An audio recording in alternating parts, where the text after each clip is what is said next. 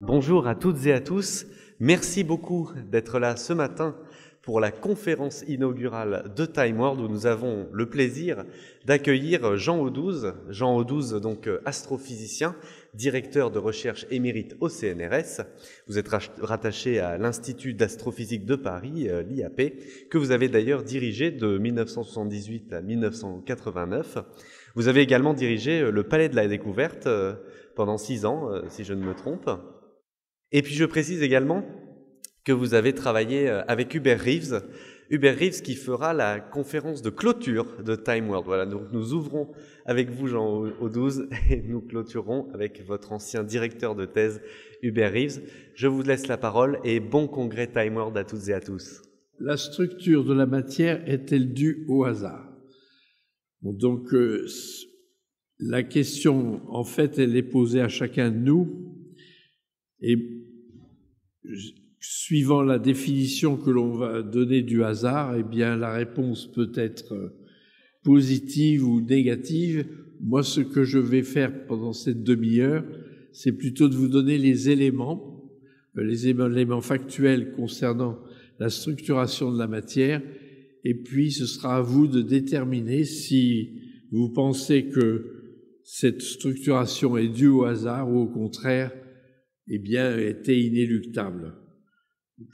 En ce qui me concerne, je vous donne déjà ma réponse. Je pense personnellement que cette structure est due je réponds positivement à la question, mais je vous donne les éléments et vous pourrez tout aussi valablement peut-être estimer que cette structuration, au contraire, il y a un plan, il y a quelque chose qui nous dépasse et qui détermine justement cette structuration de la matière. Lorsqu'on regarde, on contemple la matière à toutes échelles, qu'elle soit à grande échelle comme les amas de galaxies, les galaxies, les amas d'étoiles, les étoiles, ou à petite échelle, les molécules, les atomes, les particules élémentaires, eh bien, on s'aperçoit qu'il y a des structures, c'est-à-dire il y a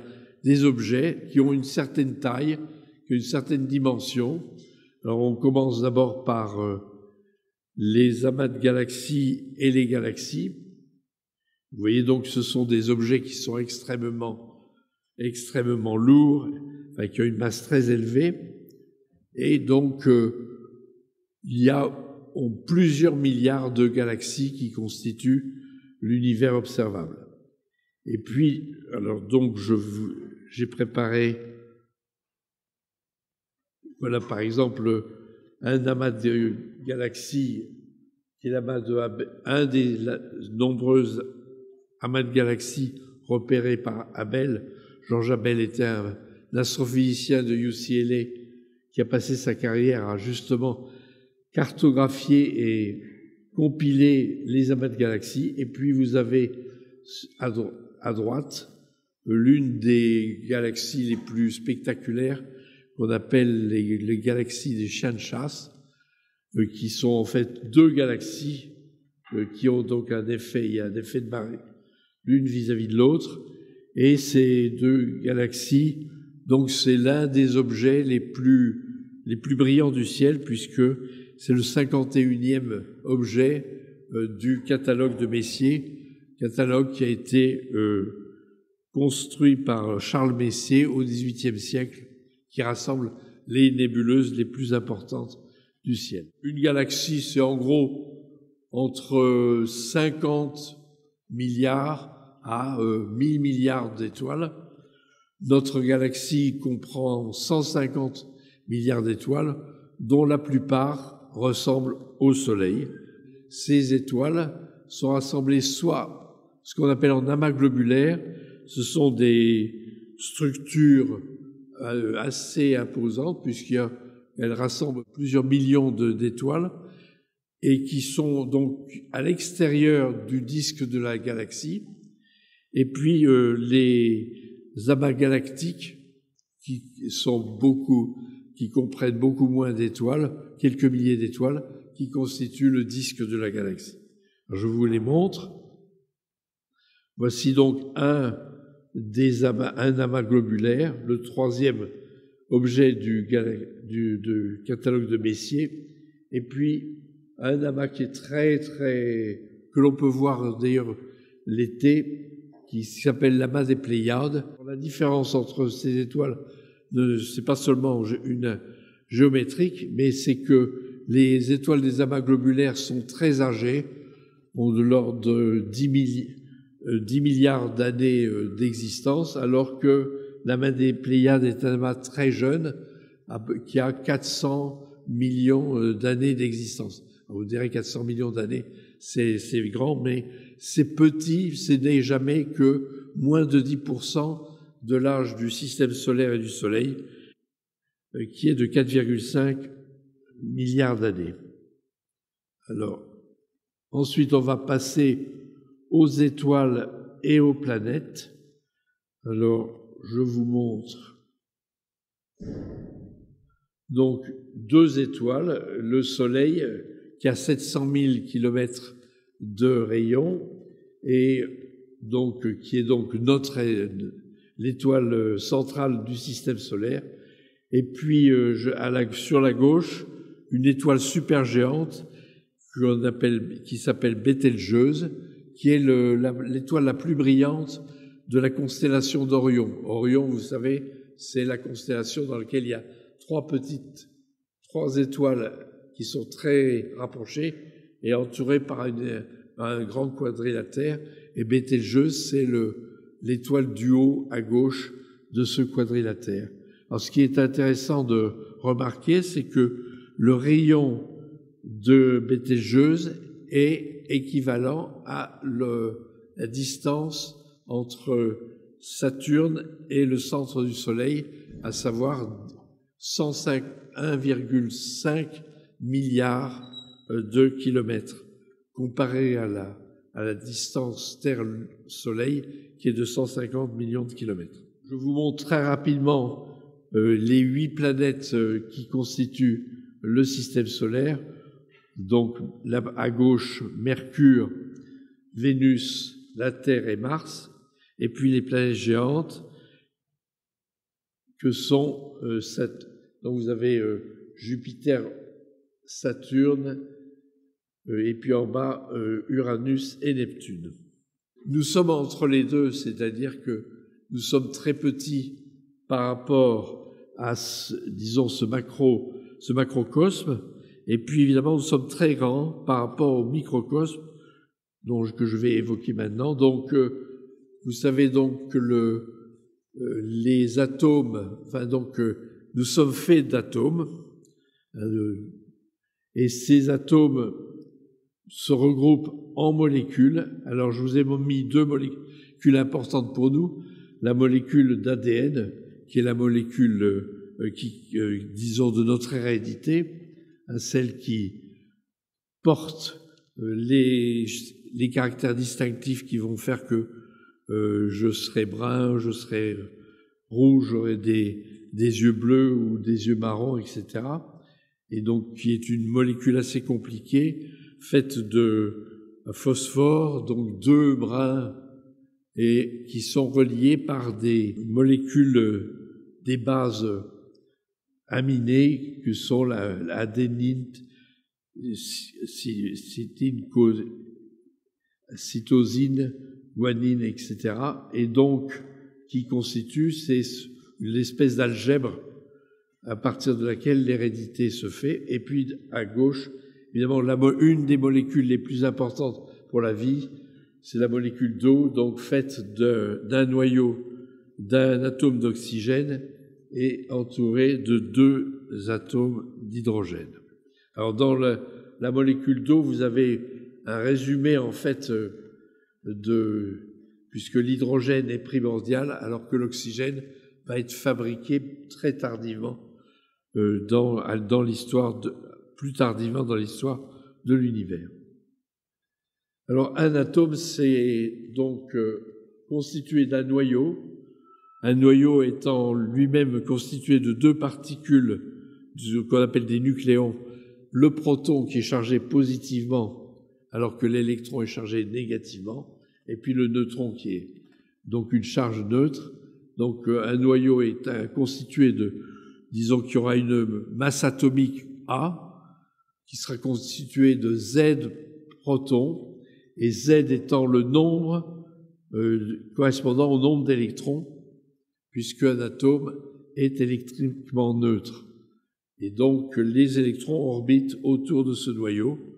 Alors les distances, les dimensions relatives sont 10 puissance moins 8 cm pour un atome et 10 puissance moins 13 pour un noyau. Ça veut dire que pratiquement il y a un facteur 100 000 entre la dimension d'un noyau et la dimension d'un atome. Pour donner une image, on considère par exemple que vous mettez une cerise au centre d'un stade de football, eh bien les électrons vont être dans les dernières rangées de ce stade, alors que le noyau, ce sera cette cerise qui sera placée au centre de ce stade.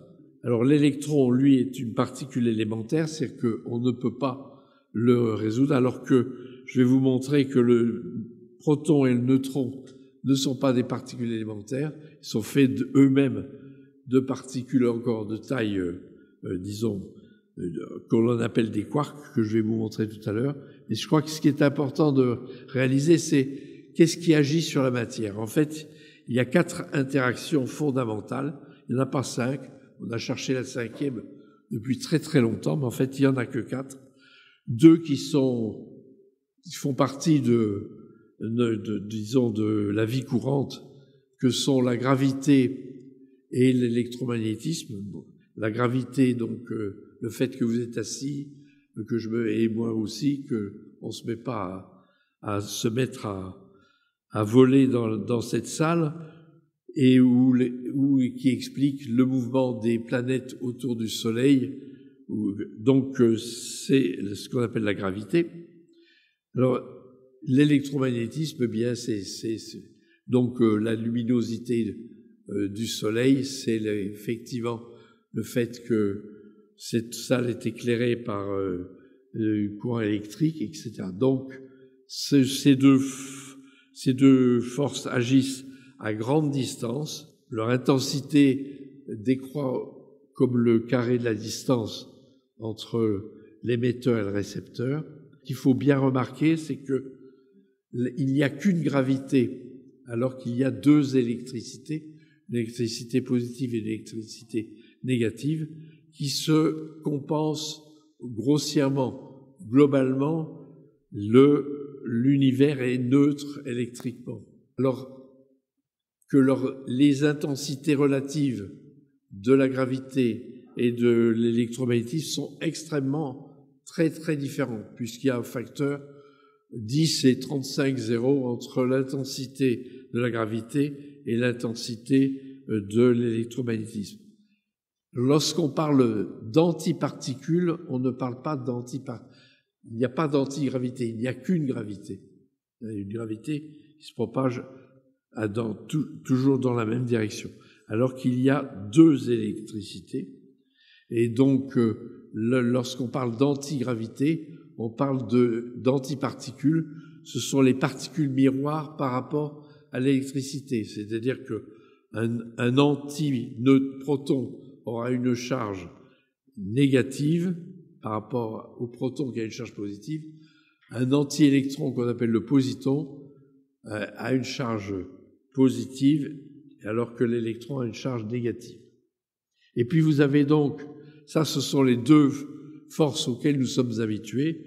Et puis si on va dans le monde vraiment dans le monde très très, disons, à très très courte échelle, 10 puissance moins 13 cm pour ce qu'on appelle l'interaction nucléaire forte, qui gère la stabilité des noyaux, c'est-à-dire c'est une interaction entre les composants des nucléons, et puis vous avez l'interaction faible, qui est l'interaction de la radioactivité, c'est-à-dire de celle de la transformation de protons en neutrons, neutrons en protons, avec émission d'électrons, de positrons et d'antineutrinos. Et je vais vous montrer ça. L'interaction nucléaire forte est l'interaction la plus disons, dont l'intensité est la plus grande. L'interaction nucléaire faible a une intensité à peu près 1000 fois inférieure à celle de l'électromagnétisme.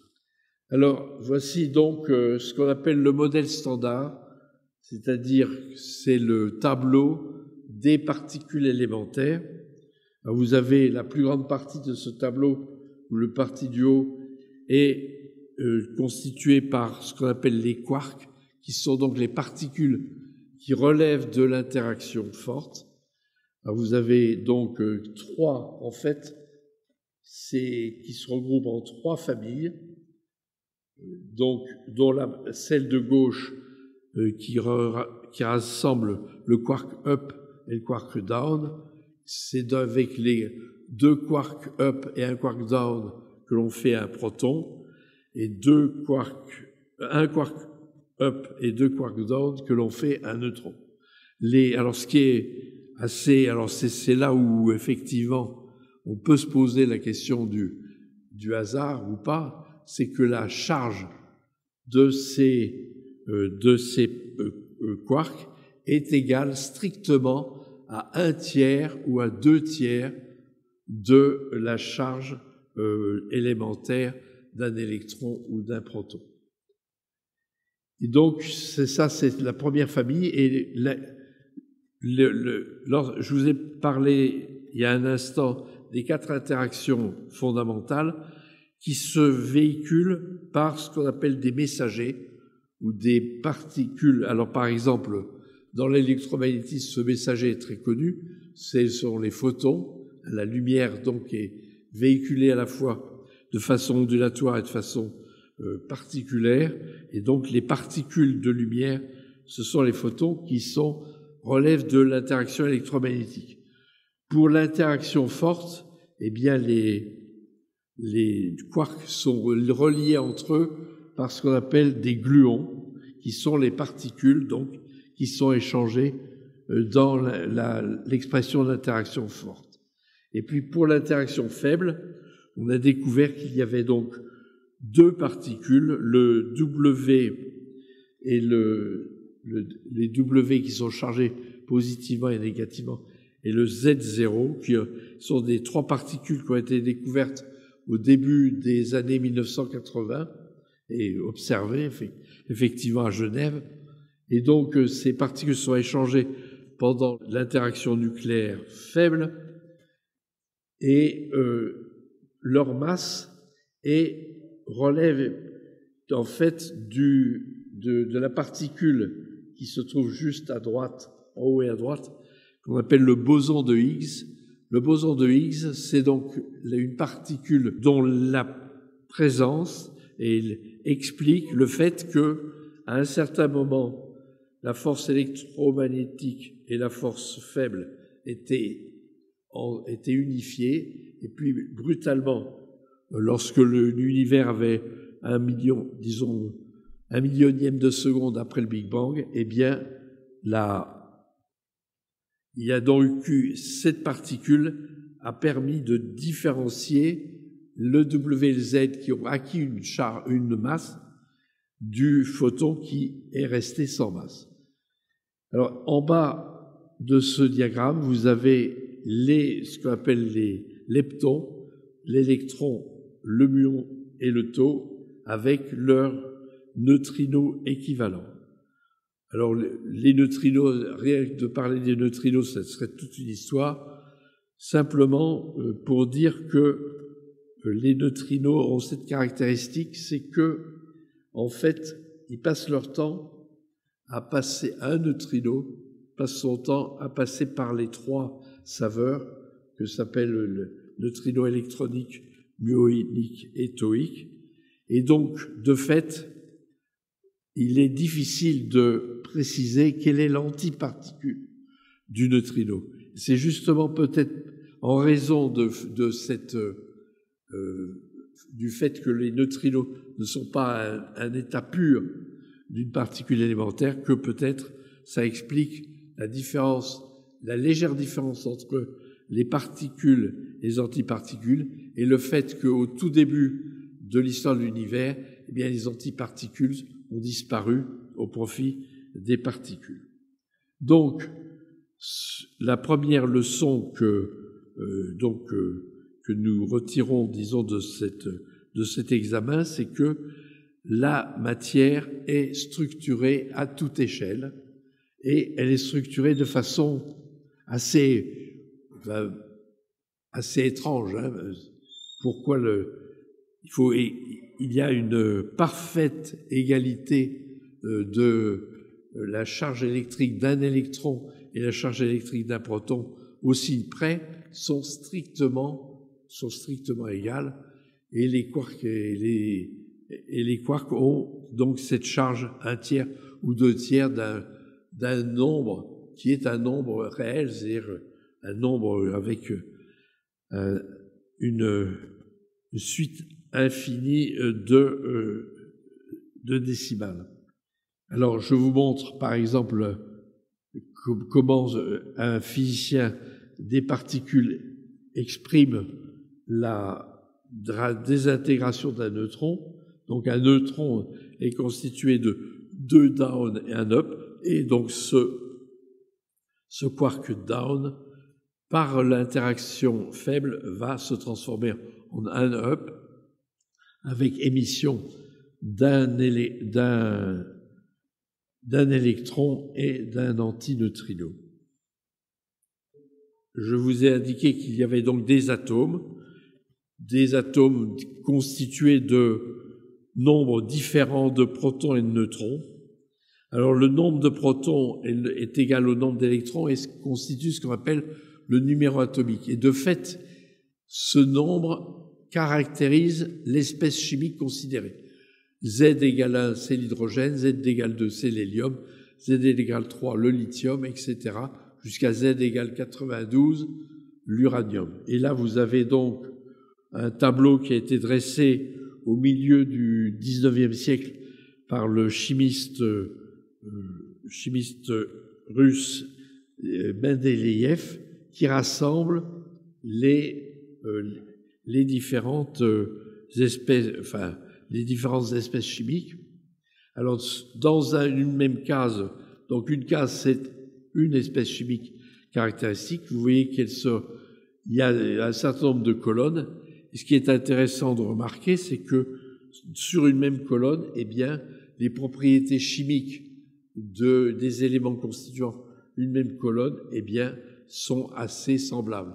Par exemple, il y a les halogènes, par exemple, le chlore, le chrome, ont des caractéristiques chimiques identiques.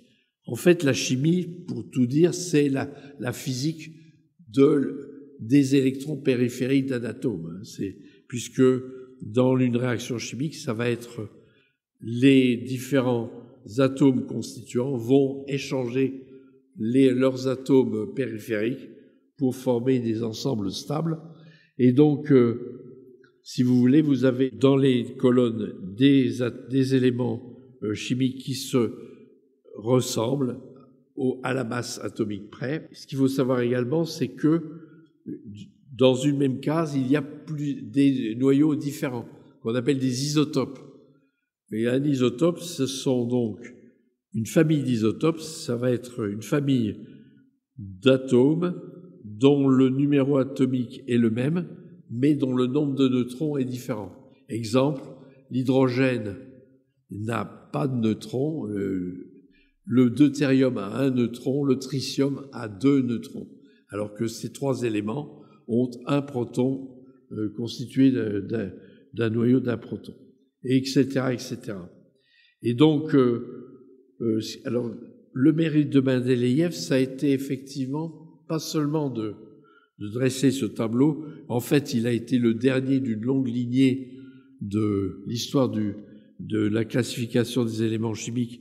Est une histoire assez longue où il y a une dizaine de prédécesseurs qui ont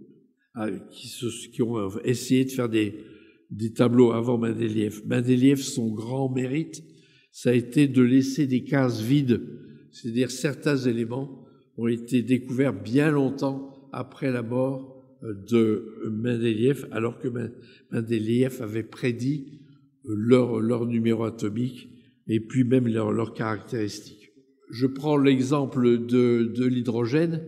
L'hydrogène est stable, le deutérium est stable, c'est-à-dire qu'ils ont une durée de vie infinie, alors que le tritium, qui est constitué de 1 proton et de 2 neutrons, est instable, c'est-à-dire qu'il a une durée de vie de une dizaine d'années, puis au bout d'une dizaine d'années, il devient hélium-3.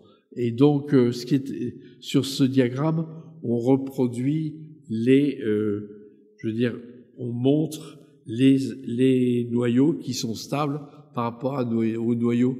Dès qu'un noyau a un excès soit de protons, soit de neutrons par rapport à une vallée, ce qu'on appelle vallée stabilité, eh bien, à ce moment-là, le noyau devient instable. Et une dernière caractéristique importante, chaque noyau a une certaine stabilité. En fait, le noyau le plus stable de la nature, c'est le noyau de fer 56.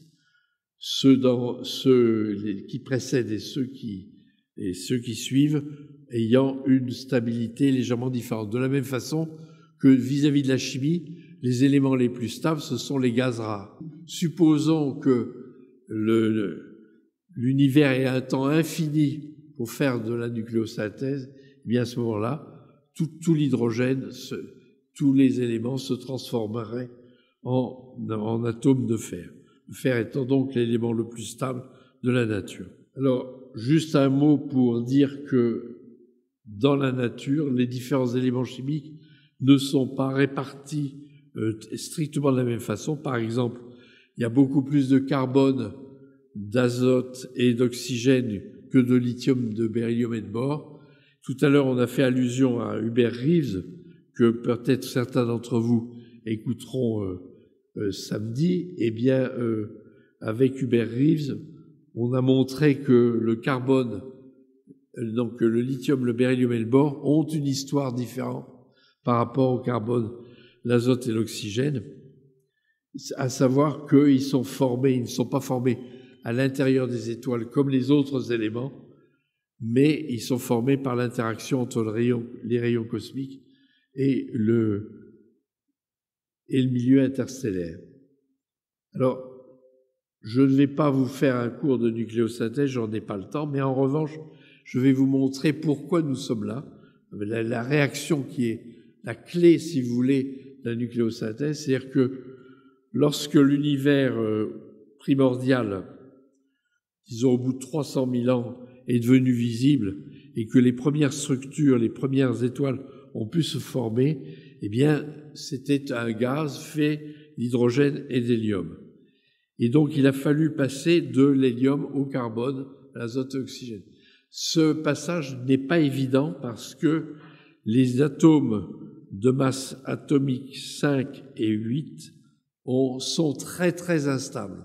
Donc, par exemple, Gamow imaginait que par absorption de neutrons, on pouvait passer de l'hydrogène à l'uranium. La réponse est faux. Il faut passer par une réaction extrêmement particulière qui s'appelle la fusion de l'hélium en carbone, qui se produit dans les étoiles géantes rouges, dans le cœur des étoiles géantes rouges, et qui, donc, vous voyez, 2 noyaux d'hélium vont former de façon transitoire un noyau de beryllium 8, et il faut que pendant la durée de vie extrêmement courte de ce beryllium 8, un autre noyau d'hélium 4 vienne fusionner pour donner naissance au carbone 12.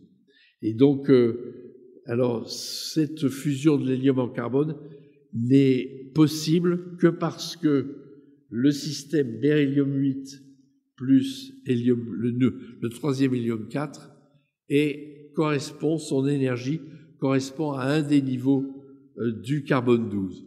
Et ça, c'est une découverte fondamentale qui a été faite dans les années 1950 par Fred Hoyle et qui explique le fait que, eh bien, la nucléosynthèse a pu se propager, a pu continuer et passer la difficulté des masses 5 et 8 pour arriver au carbone 12 et aux éléments qui suivent. Le fait que l'énergie du beryllium 8, disons l'état énergétique du beryllium 8 et de l'hélium 4 est strictement équivalent à un des niveaux excités du carbone 12, eh bien, moi je vous laisse juge, on peut estimer que c'est peut-être le hasard et que la physique fait bien les choses et que cette coïncidence a donc permis à l'univers à évoluer de la façon dont on l'observe actuellement. Dans ces supernovae, la supernovae de gauche, c'est la supernovae de Tycho Brahe de 1572 et celle de droite, c'est la nébuleuse du Crabe qui donc a été observée en 1054 par les astronomes chinois. Donc sont dans ce genre d'objets qui surviennent, il y en a entre 1 et 3 par siècle et par galaxie, que se forment les différents éléments chimiques depuis qui constituent la matière dont nous sommes faits aujourd'hui. Je terminerai par là. Ce que on peut faire aussi comme remarque, c'est que si on modifie un tant soit peu les constantes de la physique, à savoir la valeur du quantum d'énergie, la valeur de la constante de la gravité, la vitesse de la lumière, etc., la durée de vie du neutron, si par exemple il n'y avait pas eu de niveau fondamental, de niveau du carbone 12 équivalent au système beryllium 8 hélium 4, eh bien l'univers aurait évolué de façon extrêmement différente.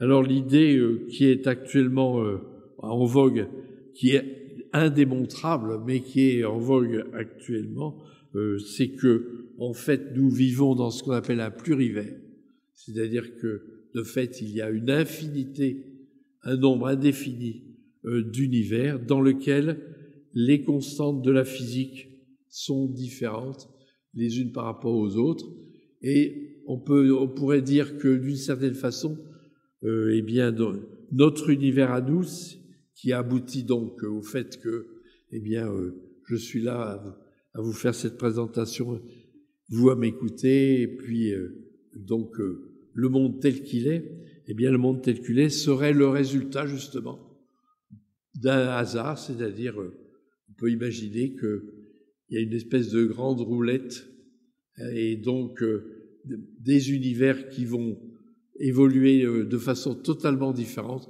soit par exemple en restant, en ne formant jamais d'étoiles, soit au contraire en formant des étoiles extrêmement rapidement et où l'évolution serait très brève, etc. D'autres, des univers, notre univers est en expansion, on peut imaginer qu'il y en ait d'autres qui soient au contraire en contraction. Et donc, ma conclusion serait, mais elle est discutable, et je vous laisse évidemment vous faire votre propre opinion. Je pense que la structuration de la matière et même l'existence même de notre univers est due au hasard. Moi, je suis prêt à engager la discussion ou le dialogue avec qui voudra. Vous avez parlé à un certain moment d'une Oui. constante dont Oui. la valeur serait donnée par un nombre réel avec une infinité des décimales. Ah oui, c'est ça. Oui, c'est la charge électrique, c'est 1,602 et puis un tas de décimales, voyez-vous. Ce que je veux simplement dire, c'est que alors, ce qui est étonnant, c'est que ce qui est miraculeux, c'est que la charge de l'électron et la charge du proton la valeur absolue de ces deux charges électriques sont strictement équivalentes. Et que les quarks ont une charge électrique qui est égale strictement au tiers ou aux 2/3 de la valeur de la charge électrique élémentaire. C'est ça qui est, pour moi, me paraît, pas étonnant, mais miraculeux d'une certaine façon. Tout à fait, je comprends cela. Ce qui me surprend encore, c'est quand vous parlez infinité de nombres après la virgule. Oui. Et l'infini, c'est sérieux en mathématiques. L'infini, comment vous pouvez évaluer cette infinité? Comment le calculer? Ça, c'est bien difficile. Oui, oui. Vous voulez dire calculer la... Ça veut dire quoi, une infinité de nombres après la virgule? Ah oui, pourquoi? Oui, ça c'est... Très honnêtement, c'est plutôt... c'est pas un calcul, c'est une constatation. C'est-à-dire que on constate, enfin, ça a été le travail de Gell-Mann, donc, et théorie de Gell-Mann, puis après, les quarks ont été observés expérimentalement. Pourquoi ils se mettent par 2 pour former des pions ou par 3 pour former des nucléons, ça c'est... Pour moi, ça reste également... oui, ça ne... Comment dire? L'explication n'est pas évidente a priori. Je vais vous faire maintenant une petite synthèse de ce que j'ai pu comprendre d'aujourd'hui. Monsieur Oudouze nous pose la question sur la nature du hasard dans la structuration de la matière que nous observons. Mais finalement, il nous dit, cette réponse-là, ce sera à vous de la déterminer en fonction de votre propre définition du hasard. Et les questions qui sont venues à la suite de cela étaient, mais quelle définition on se donne pour les unités physiques? Finalement, nous sommes là avec un sacré fatras de questions, et les physiciens ont posé quelques conventions pour travailler. Mais finalement, ce qu'on observe dans la nature et ce que l'on observe de manière assez exacte, ce sont les rapports entre les quantités. Et les unités exactes sont plutôt des conventions de travail entre nous, dans la communauté physicienne. Donc vous pouvez mettre la charge d'électron à 1 ou à 1,6 10 puissance 19 coulombs. Ce qui compte, c'est qu'à la fin, vous mettez l'unité pour que les autres comprennent. Mais les rapports entre les forces électrostatiques et gravitationnelles resteront les mêmes, peu importe le choix des unités. Et c'est ça que nous observons, et c'est ça que nous écrivons dans les articles. Finalement, moi, la question que je me pose après cet exposé, c'est de savoir si c'est pas nous qui avons un problème à trouver des structures et des motifs partout. Nous, humains, qui sommes capables de mettre une certaine forme de compréhension, de mettre un système de mécanique pour essayer de prédire et reproduire ce que nous voyons autour de nous, pourquoi ne pas juste laisser les choses se passer dans leur dynamique un petit peu hasardeuse autour de nous et de s'arrêter là, de juste observer le tableau, d'être content? Et non, nous cherchons à chaque fois à savoir quelle est la structure qui se trouve derrière la nature que nous observons. Et M. Oudouze nous dit, finalement, si vous viviez dans un autre univers, peut-être que les flocons n'auraient pas 80 formes différentes, mais peut-être qu'une seule. Vivez dans cet univers. Finalement, M. Oudouze nous fait une invitation au rêve. C'est par là que je pense qu'on peut finir un petit peu cette synthèse. C'est que dans la nature dans laquelle nous vivons, nous avons les structures que nous observons, mais si nous nous laissons rêver un petit peu, dans un univers parallèle, celui que vous voulez choisir, maintenant avec des ordinateurs, on peut même les simuler pour les représenter graphiquement, vous auriez peut-être, non pas des milliards d'étoiles, mais peut-être une seule.